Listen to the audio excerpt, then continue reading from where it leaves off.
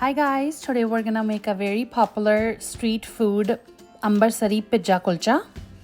I'm using this leftover white chana. I'm taking pita bread because you don't get those Ambarsari kulchas from here. So this is a very close dupe.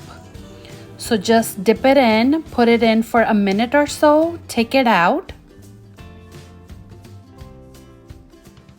Now we're gonna put chole all over the kulcha. Garnish with finely chopped onion.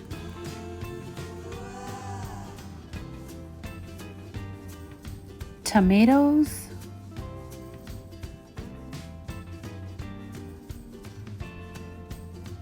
Ginger juliennes. Green chutney.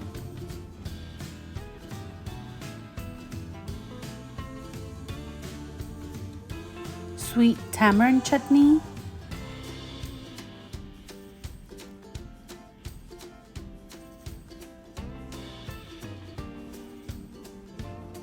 Some cilantro.